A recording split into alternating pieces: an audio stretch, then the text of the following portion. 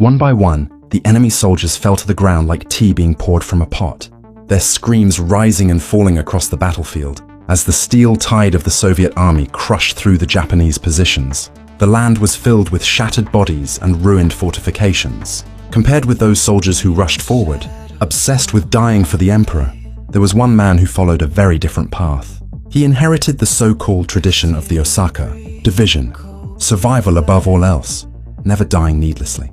His name was Goda-gunji. At the early stage of the Battle of Nomonhan, unlike others who charged towards certain death, Goda hid deep inside a shell crater and refused to come out. When Soviet troops inspected the trenches and craters, he even used the corpses of fellow soldiers as cover, narrowly escaping detection. When night fell, Goda took advantage of the darkness and ran wildly toward the rear.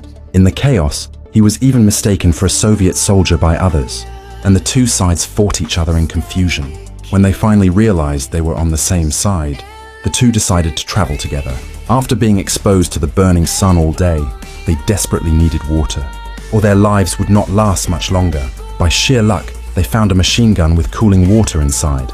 Though the water reeked of gun oil, they swallowed it in large gulps without hesitation. But fate showed no mercy. A Soviet artillery shell came crashing down, and their small group was instantly wiped out.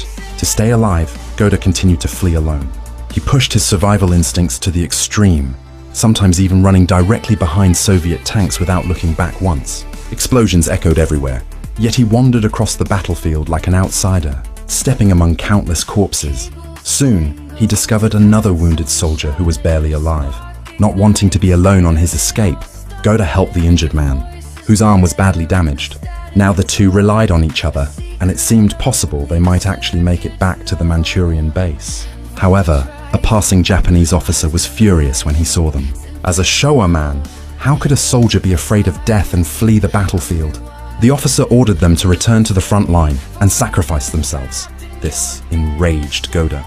The front line had already been completely destroyed, and after surviving this long, why should he go back just to die for nothing? Sensing Goda's real intent, the officer immediately backed down. All his talk of Bushido spirit vanished in an instant. He jumped into his vehicle and fled in embarrassment. Relying solely on his obsession with survival,